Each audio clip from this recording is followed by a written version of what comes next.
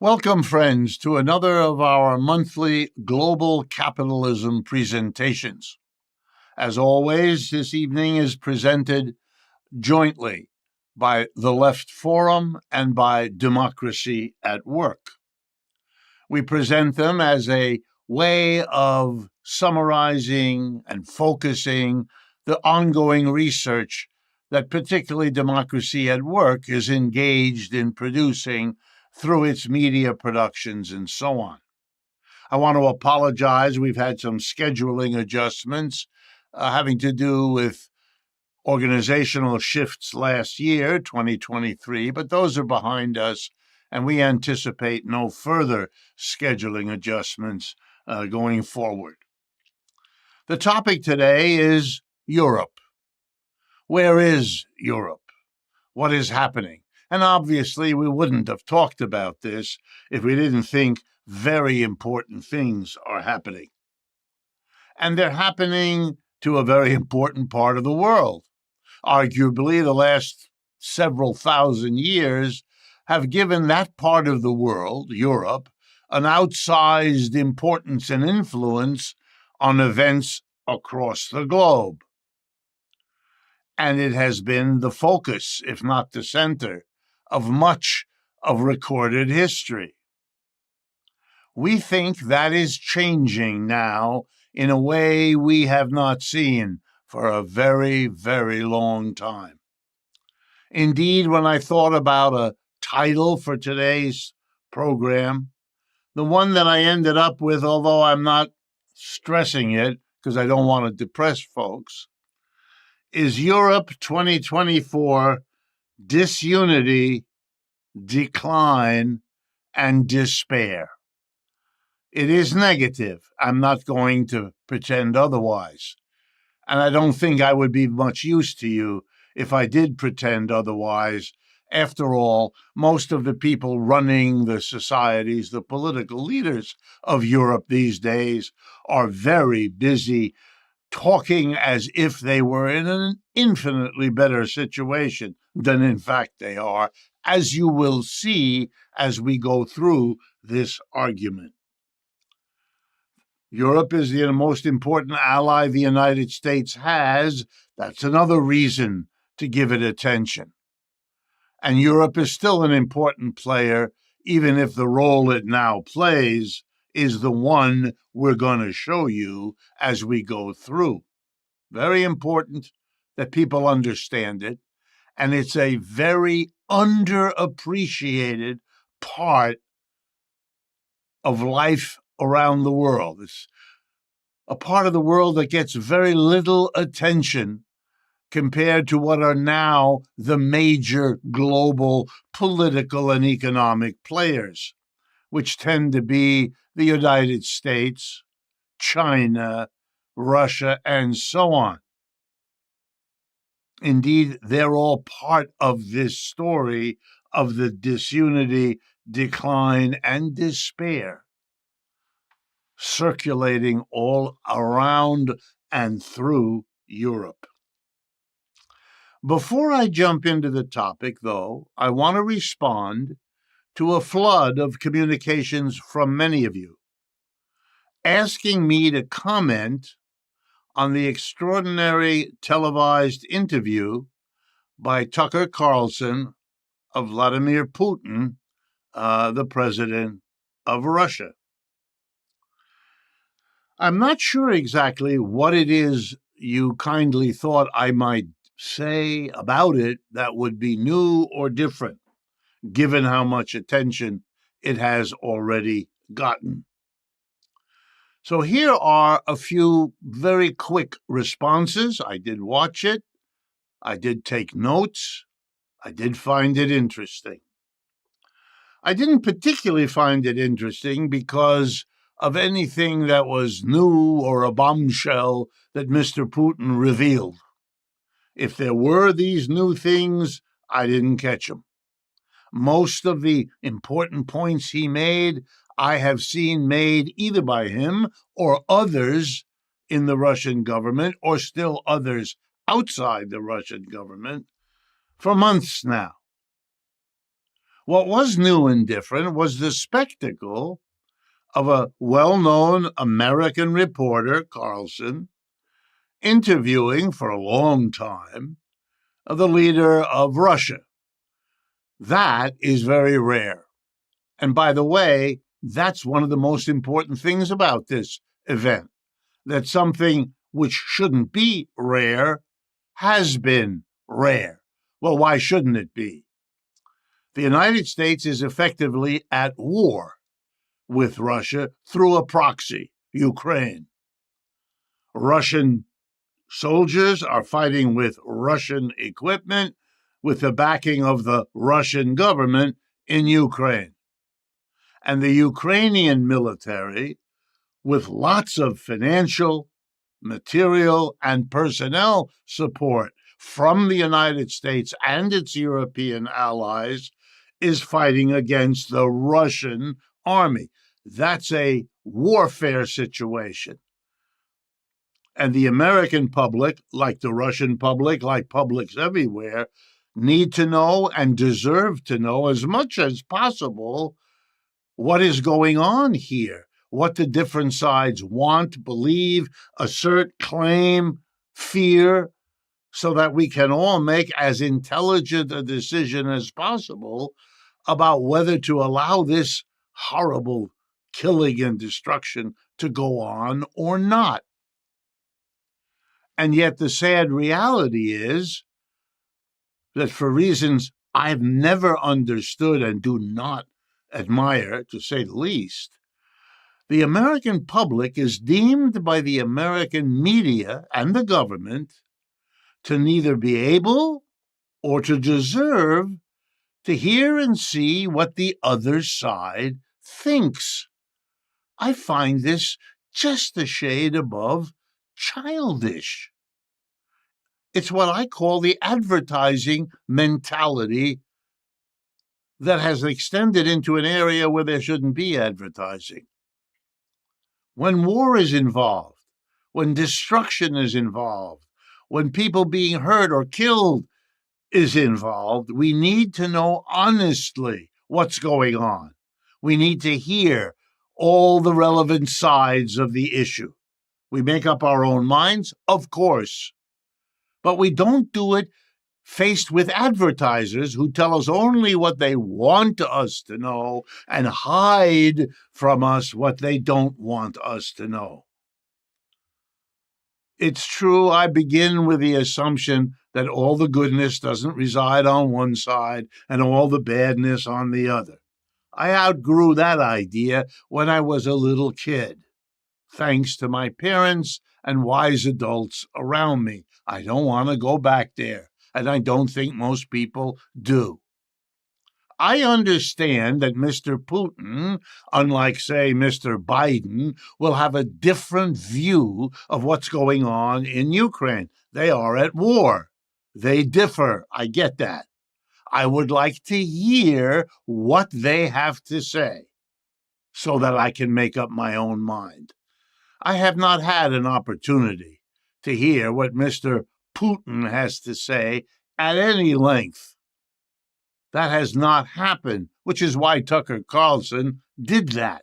It gave him a jump as a journalist on something he knew, and we all kind of do, would be a hot item for people to see. We're adults. We don't need to have our government worry that we might be taken in. Is that possible? Sure it is. We might be taken in by Putin. We might be taken in by Biden. We might be taken in by Trump, and continue on down. We're pretty mature, and in our country, politicians give us lots of practice to avoid being taken in by liars. So thank you, Mr. Carlson. You did a service. And I say that, and I presume all of you know that Mr. Carlson and I could not be more different in our political interests, commitments, loyalties. This is not about that. This is about a sad reality that we live in a time where the governments, instead of informing us more about the urgent differences that cause war, choose to use the war as an excuse to tell us less. There was great wisdom in what I believe was an American journalist who wrote years ago, "The first casualty in any war is the truth," which means you have to work harder to get it. I understand a little bit better what the Russian perspective is and why they are doing what they're doing. Doesn't mean I agree with them. Doesn't mean that I don't believe what our president tells us. I'm gathering perspectives, which is my job as a citizen, and which ought to be the job of a free press, especially one that pats itself on the back for being a lot freer than it actually is. Okay, now to Europe. Europe has been a central part of the world for a very long time.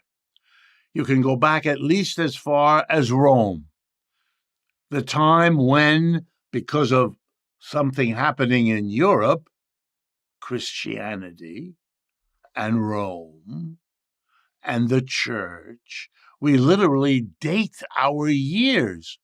We are in the year 2024 because of a dating process that goes back to an event celebrated in European culture as the beginning of recorded time. Yes, we know there was time before that, but that's a sign of the significance that the Christian calendar played as part of the role of Europe.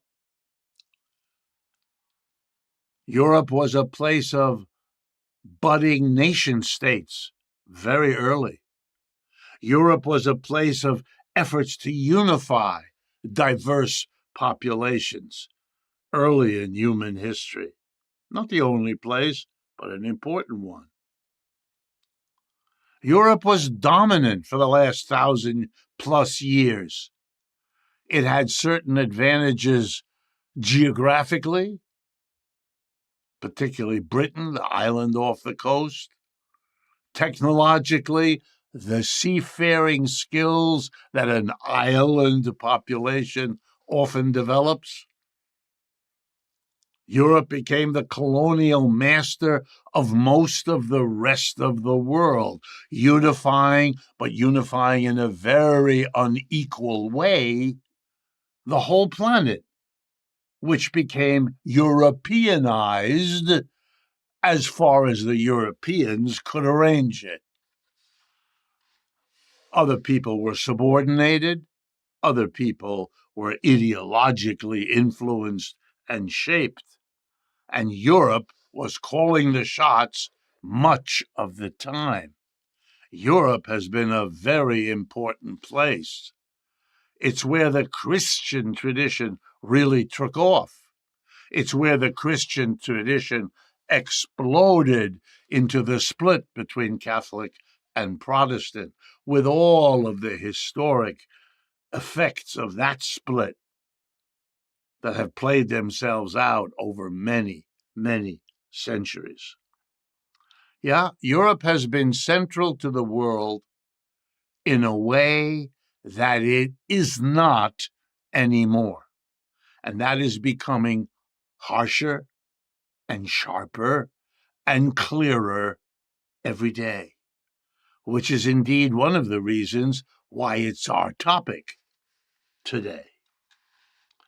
Today, Europe finds itself a junior partner in a world that is changing, particularly the economics of the world. Two enormous powerhouses of economic strength are emerging to shape and dominate the world economy. There's the one that's been around a while, the American, the United States, and its very much junior allies, mostly European, but also Canada and Japan. But on the other side, another economic powerhouse, mostly China, People's Republic of China, plus its allies, the so-called BRICS nations that include India and Russia and now 10 or so others. Those are the two world economic powers. I'm barely mentioning Europe. Yes, Europe is the ally of the United States, but it's the junior ally. It is not what it once was. Far from being the colonial master, it's really more and more looking like Europe is the colony of the United States. And if it isn't a colony of the United States, it's beginning to look like its option is to become a colony of the other side. You know, in earlier transitions, Europe was able to maintain its power. Ancient Rome was a slave economic system that eventually collapsed and gave way to an altogether different economic system called feudalism. The Church, the Catholic Church, and Europe as a geographic designation played a dominant role in both the slave and the feudal phase of European history. In other words, Europe's dominance survived the transition from slave to feudal. And again, Europe's dominance survived in the later transition from feudal Europe at the end of the medieval period to the new system, capitalism, that comes in the 16th and 17th and 18th centuries. Europe's power, Europe's importance, Europe's dominance survives these momentous transitions. But not now. Europe is not surviving. Europe is not emerging as the third pole in a global economy of US, China, X. Europe isn't the third pole. Europe is a junior partner of the American pole, which means that Europe, whether it likes it or admits it or not, has allied itself, joined itself to the declining world economic power, not to the rising one. It isn't hooking itself up to China. It is holding on desperately to its subordinate position to the United States. Nothing illustrates that more than the war in Ukraine, which literally forces us to watch. This last week or two, I've been watching, as you have, as the United States Congress, our parliament, basically decides that funding the war in Ukraine is not the important thing we once were taught it must be. It is not going to be funded the way it was. It may not be funded at all, and there's a significant number of our elected representatives who want that, to stop funding it. Meanwhile, in Europe, they are spending more, even though when this war started, the two positions were the opposite. Europe was very nervous, understandably, about having a war in Europe. The United States was all ready to go. Now the roles have been reversed, and the Europeans are hung out to dry with the financial responsibility for something that the United States is backing away from. Wow. If you needed an example of being subordinate in an alliance, you got it right there. Right there. So now I want to take you through the aspects, some, not all, we don't have the time, but the aspects of Europe's disunity, decline, and despair.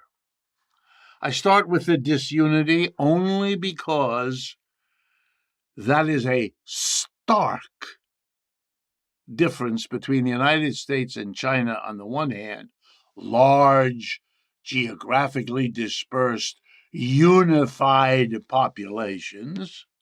Yes, they have their splits, they have their divisions. But relative to Europe, we're not looking at 20 countries with different histories, different languages, different. The level of disunity that Europe has been unable to overcome is obviously a crucial part of this story. Europe's strength for those many centuries of slavery and feudalism and capitalism turned into Europe's weakness. Too little unity, too late. Can't fight the Chinese, can't fight the Americans if you're broken up into all these little warring countries. No, instead of being a power yourself, you compete with one another for the patronage of the United States, which keeps you in that subordinate position as surely as anything could. So we're going to begin with the Ukraine. How does the war in the Ukraine illustrate, exemplify, and worsen Europe's predicament? Well, it is so obvious, they're so stark, that what I'm about to tell you is a commonplace of conversation in Europe, and has been now for over 3 or 4 years, starting even before the Ukraine war, but tremendously intensified by that war. And again, gets far too little attention here in the West, in the United States in particular. Here, the important thing is not the war itself, the military war, but the sanctions, the measures taken in the West that were designed and were explained as such to bring Russia to its knees economically. These measures included Europe no longer buying oil and gas from Russia as they had been doing in large quantities, particularly the powerful economic engine of Europe, which was Germany, by far the most important, powerful, large, successful capitalist economy in Europe. What the sanctions did by cutting off exports of Russian oil and gas meant that they deprived Europe of cheap energy, oil and gas, running your factory, running your office, powering your farm equipment, producing your fertilizer, and all the rest. With scarce oil and gas, because the Russians shut off the tap, and by the way, why did the Russians? Because the Westerners wouldn't buy it, tried to limit the price of it for a while, took all kinds of measures to hamper the value of the Russian currency, hit them that way economically. I'm assuming many of you know that story. I want you to follow the logic, the bouncing ball. When you cut back on the source of cheap energy, you make energy expensive in Germany and in many other parts of Europe. And that means that the producers of cars, like a Volkswagen or anything else, the production that uses energy, which all production does, in Europe now becomes more expensive because they have to pay higher prices for the energy. And so they charge higher prices for the product. And then they discover they can't sell the higher priced product because people around the world don't want to pay higher prices and are not interested in hearing the story about why Germany's exports are now more expensive. Germany cannot sell its industrial output. And neither can industrial enterprises located in the Netherlands or France or Italy or fill in the blank. Industries across Europe cut back. They can't keep the employment of millions of workers because they can't sell the output, because the cost of the energy going into that output requires pricing the output in such a level that the market won't buy it. And you know how those industries survive? They move production to where energy prices are not going up. Why not? Because they didn't buy oil and gas from Russia in the first place. And where is that, pray tell? Answer: the United States. Yeah, Canada. It turns out that there are parts of the world that were not affected by cutting off cheap energy from Russia. And they've done quite well, thank you, like the United States. Even Russia turned out to do reasonably well. Why? Because they found an alternative place to sell their oil and gas. India and China, above all else, but the BRICS countries too. They solved their problem, leaving the Europeans, here we go, high and dry. The Europeans became the ones who denied themselves by joining in the sanctions program designed in and by the United States against Russia. Europe shot itself in the foot economically. It did what its master, the United States, told it to do at enormous expense, and the United States is enjoying somewhat better economic situation of the last 2 or 3 years of this war than Europe, at the expense of Europe. If I had more time, I would explain to you that Russia is also doing well. Russia's economic growth in the year 2023 was greater, not only than that of Europe, was much greater, but it was greater than that of the United States, too. They solved the problem of how to grow their economy during a war better than anyone else who participated in that war. You may not like this, you may not support it, I'm not asking you to, but pretending that that isn't happening just makes you confused, because that is what's happening, and that's therefore what's affecting and shaping the decisions of other people. What else hampered Europe? Now it gets a bit more complicated, but nothing that anyone can't follow. When energy prices shoot up, so does the price of everything else, because everything requires energy to be produced. So you get an inflation around the world. And governments around the world took steps to stop the inflation. Now, they could have taken dramatic, radical steps like wage price freezes or rationing systems. 2 or 3 years ago, when the inflation was really heating up, I spoke publicly about that, including at these sessions. But they didn't do that because the people who run European governments are now overwhelmingly, with a few exceptions, very conservative. They don't want to take radical steps. You know what they do? They raise interest rates. Very conservative.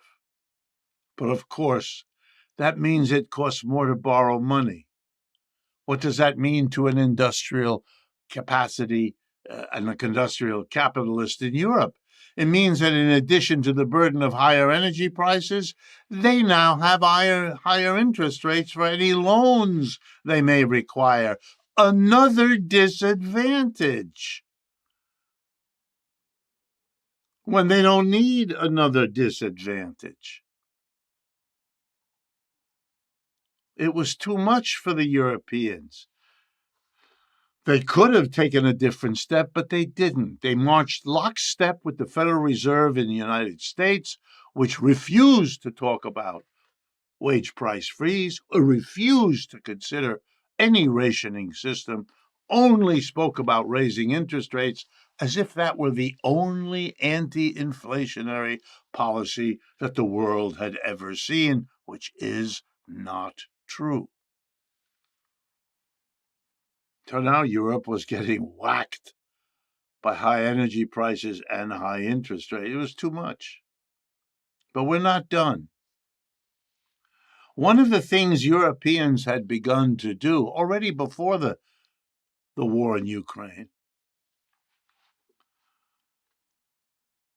was to notice that their populations were getting older, that they were having a harder and harder time competing in the world because of the advantage of other countries who had a younger labor force, had more workers available. China was one of those. Even the United States was one of those. So the Europeans did what capitalists often do in that circumstance. They open the door to immigration.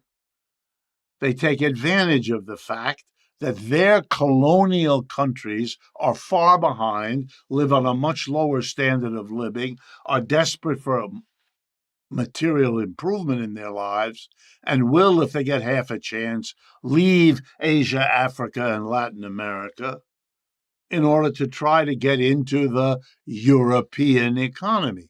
Good, said Angela Merkel in Germany. Let's bring in Middle Easterners, Turks, North Africans. Same was done in other countries, if not quite on the scale of Germany, bringing in vast numbers of immigrants. The United States did that too, particularly across its southern border. And of course, this has, as it always has, the perfectly predictable result of throwing the populations already here, the descendants of earlier immigrants, into a condition of great anxiety that they're going to lose the jobs they fought hard to get to the new generation. No one is guaranteeing that that won't happen. No one is making sure that opening the door to people now is not closing another door to people who've been here. And if you don't provide such a guarantee, you can't be surprised if the people that are already here are not friendly to immigrants, don't want to see all of that. Oh, you can wave your finger and urge people to be more open to multiculturalism, but you are playing a sleazy game. You're not worried about your job or your situation. You are convinced it's not yet vulnerable. But wait till your jobs are disappearing. You will discover the virtue of the very arguments you ridiculed not so long ago. Europe is torn apart now, and I choose my words carefully, by a fight over immigration.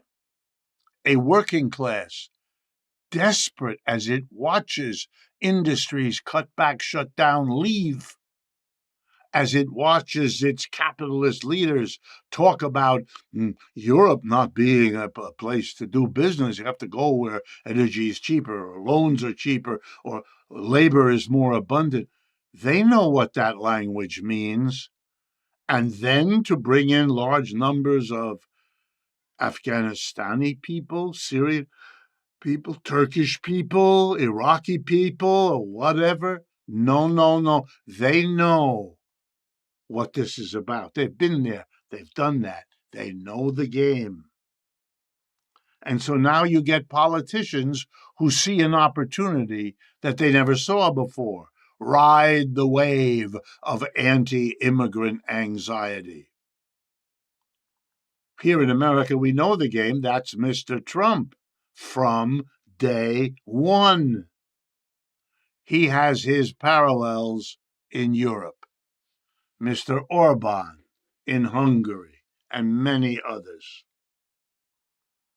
So now we have a working class bitterly focused on immigration, abandoning the old socialist, unionist political parties that the working class in Europe used to support, because they have a more urgent thing: stop the immigrant, save my job.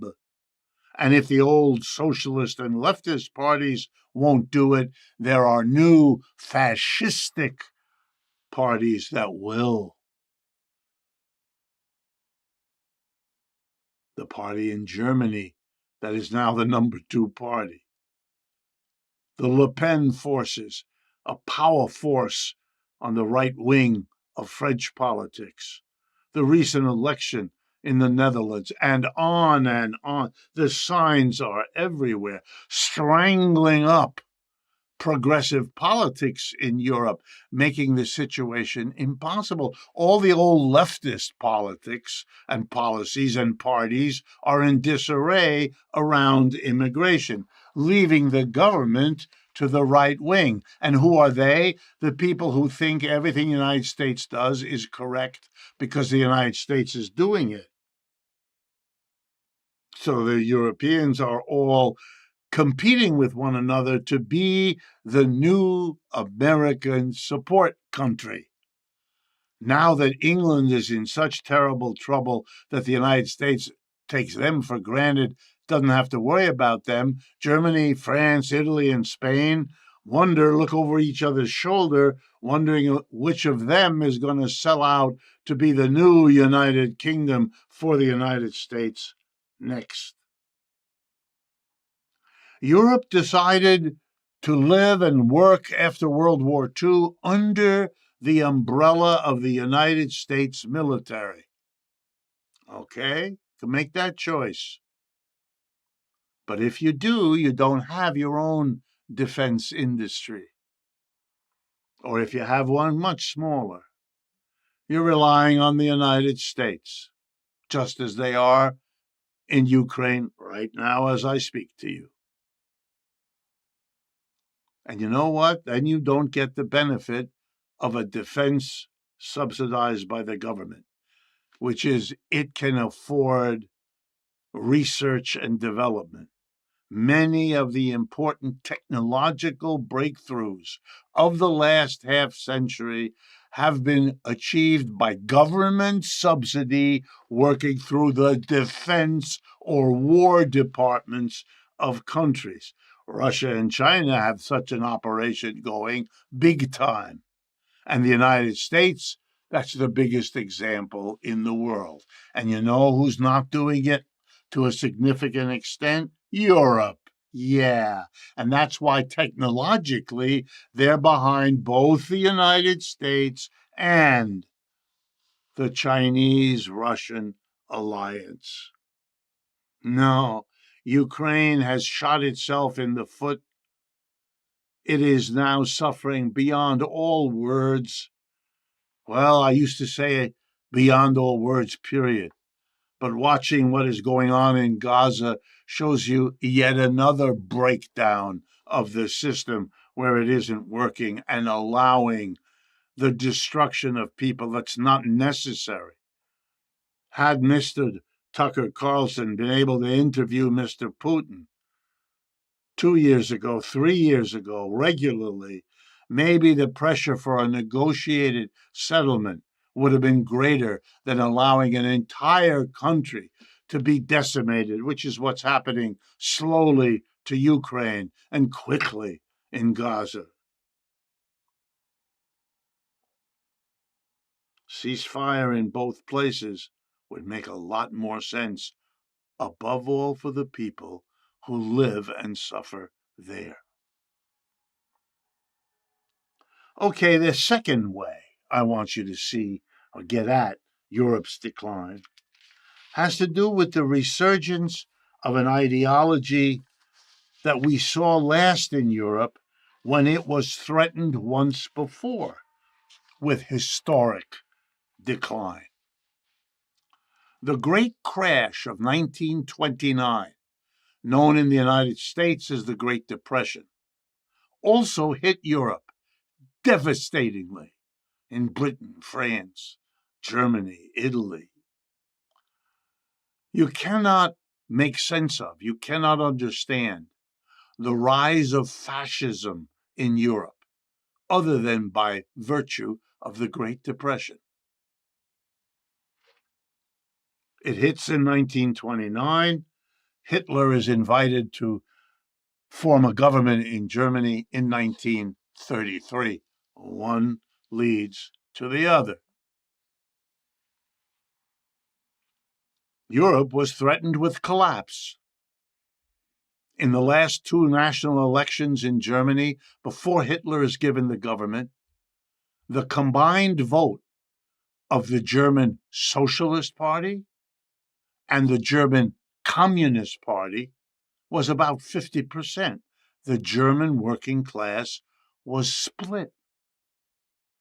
And the growth rate was obvious that within the next year or two, if conditions continued, the left would become the next government. And the left in Germany at that time, both the socialists and the communists, were governed by their commitments, publicly stated, to a Marxian alternative to capitalism.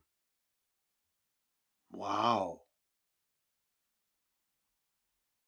Francisco Franco in Spain, Mussolini a little earlier in Italy, had also seen the society of their time, Italian and Spanish, threatened in a way that had never been threatened before, this time by socialists and socialism. And so they felt a fascist alternative had to be created, and they did. And they arrested the socialists and communists.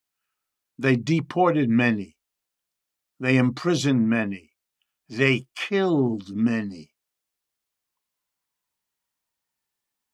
Fascism promised to the people of Germany, Spain, and Italy, and there were fascist movements in other countries too, but they promised them a return to the stability of before. We will overcome the Great Depression. We will overcome what threatens Europe now and rebuild. Mr. Trump didn't invent the idea, make America great again. Hitler's slogan was to rebuild the Third Reich. To go back to the great German Empire earlier. Same idea. And why now? Well, because fascistic politicians have something they can use against the socialists. For most of the last 50 years of the 20th century, socialists were very powerful in European governments. Why? They kept winning elections awfully often because they were in favor of the social welfare state. They were in favor of guaranteed pensions. They were in favor of free health care, which they established in every European country.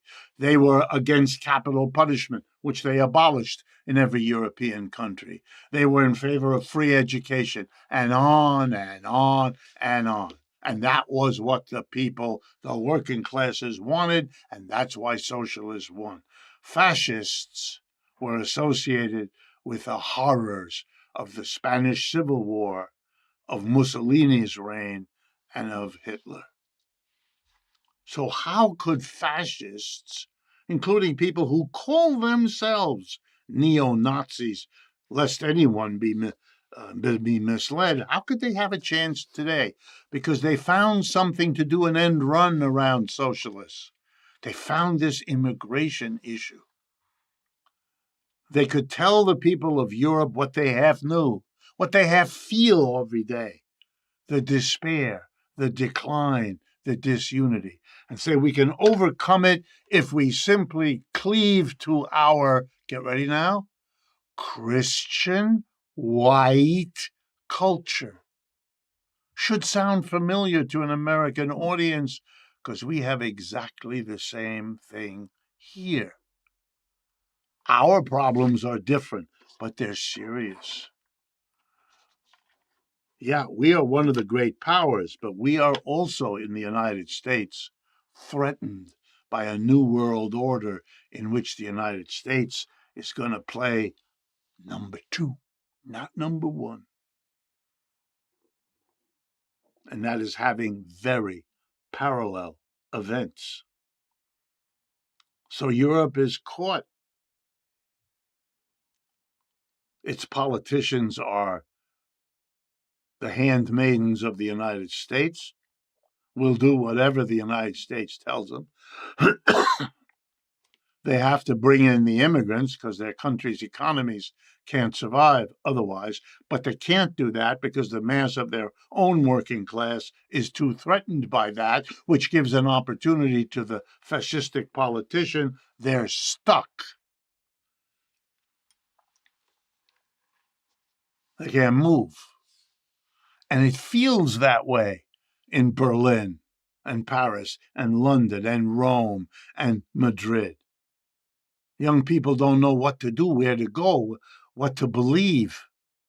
It's a time of great anxiety, as it is in the United States as well.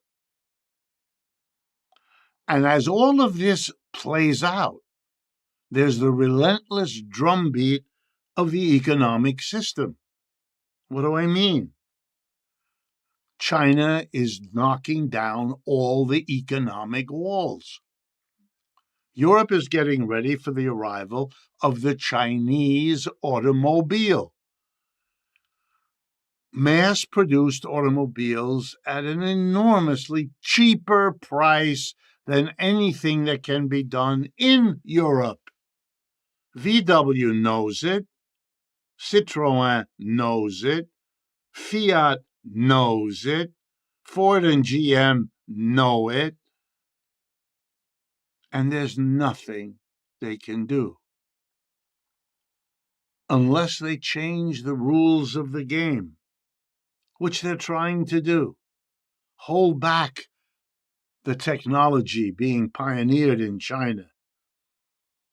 Losing proposition, but they're trying. Hit the Chinese with tariffs. Hit the Chinese with they're trying to hold back. It's not working, but it's something, and they don't know what else to do. The Chinese smile. They're cashing in on European history. They know that the rest of the world isn't going to go with the United States and Europe because those are the old colonial powers, and they haven't forgotten in those parts of the world. China doesn't come with any baggage. It never was a colonial master of theirs. And so the jobs of European workers are threatened by the sheer process of the growth of the Chinese. And this is spreading to India and Brazil. And it's the New World Economic Order imposing itself step by step on the European reality. Well, what do the Europeans increasingly do? Well, some of them espouse nationalism. They kind of meet the fascists halfway. Okay, we're going to now run our economy not along the lines that we used to, following the U.S., free trade, globalization, neoliberalism, open everything up. That's not working anymore. So now we're going to be nationalistic. We'll follow the United States by banning Huawei from producing the telephones that our military personnel might use. Economic nationalism, practiced for your country or for a few countries you're connected to, replaces economic liberalism. Europe is going in that direction, and thereby building a bridge between the old leaders trying to hold on and the new fascistic anti-immigration groups. We'll see how that works out. One of the ways it's also working out is that nobody accepts or trusts anything anymore. The mass of people see the leaders doing what the United States wants in a way that is childish. How long do you think you can convince the masses of Europe to be afraid of the Russians to the point of slavishly following the Americans? Not that far. That's not going to work real well for a very long time. More and more groups within Europe are going it alone, demanding help to get through an economically difficult time with no end in sight. Best example, the last month or so, of the European farmers driving their tractors to the edges of Berlin or Paris or Madrid or London, protesting the fact that their farms are not enabling them to make a living. They have higher energy prices. We've already been through that. They face high interest rate. We've been through that. They have this added problem that people's concern about climate change and pollution have restricted what they can and cannot do with fertilizer and chemistry and all the other things they need to make a living off the land. It's too much. They can't survive, and so they do what's left. They mobilize their people to stop normal social life, to put the tractors out there on the highway so that the trucks can't get by, the people can't get to from work, to from school. The society stops. And what do they demand? Help. Help us. We will not allow business as usual if you do not help us. So what does this government of right-wing sycophants for the United States do? Country after country. Macron in France, Schulz in Germany, and on and on. They take the mass of people's tax money and they hand it out to the farmers in improved subsidies, in cash to offset their higher energy prices that they have to pay, or the higher interest costs they have to cover. You know what this is? That's taking money from one part of your population to close the protesting mouths of other parts. And you know what lesson that teaches? It lessons don't be the ones that it's just paying the taxes that the government takes. Be the ones making the protests so you get those taxes given to you too. The society breaks apart. That's what the lesson of the farmers' demands and the government's responses to them. That's what they teach. And notice the one thing that no European government now in power will even consider. It's just like the United States. No tax on the rich, no tax on corporations. No. Can't go there to solve the problem. You can't say to the super rich, we're going to take 2% of your wealth. It'll still leave you the richest people in our society, but that 2% we can help get us through a difficult time. Nope. And you know the irony is? That's turning the mass of people against these governments. And it's not yet clear where the mass of people are going to go. In England, it's gone so far that it is clear. The election scheduled later this year will dump the Conservative Party after many years of its catastrophic mishandling of the British economy and dump a desperate economy into the hands of the Labour Party, which has no plan or program to solve these problems either. But it was the Conservatives who scapegoated Europe and told the British, if you vote to quit Europe, it'll all get better for you. They did. They quit Europe, and nothing got better for them. That's what these parties now offer. Scapegoats.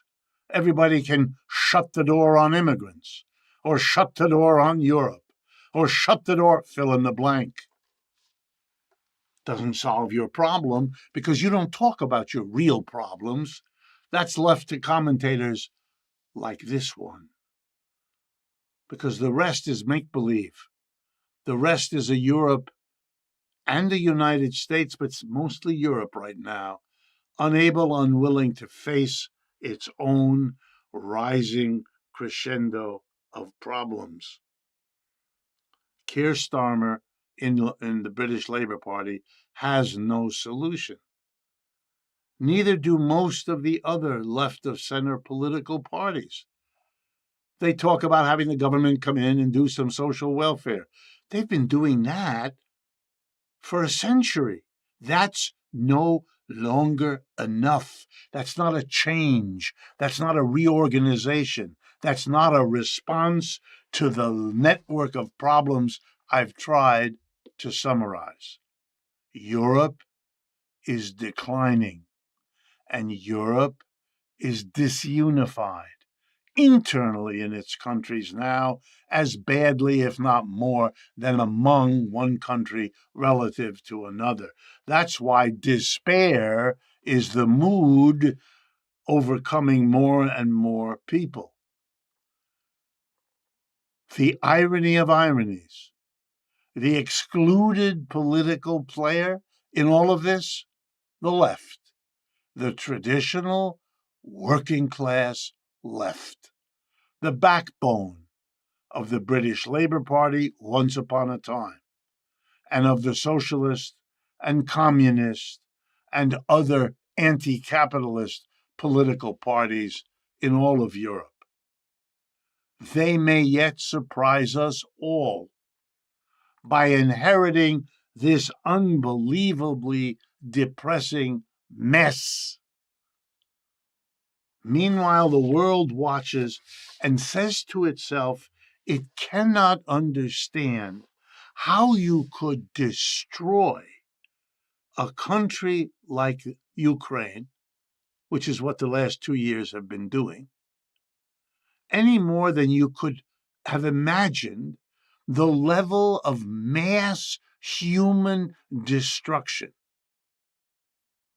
in the Gaza Strip.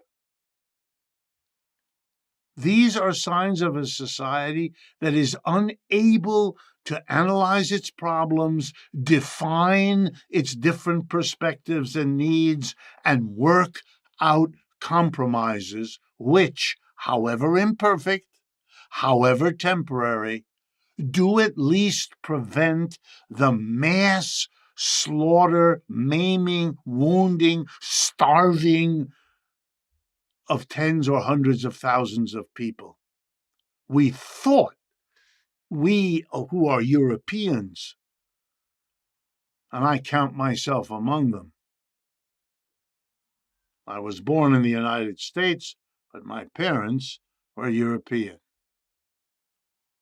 We thought we had learned lessons of where not to go to solve our problems when we saw what World Wars I and II did.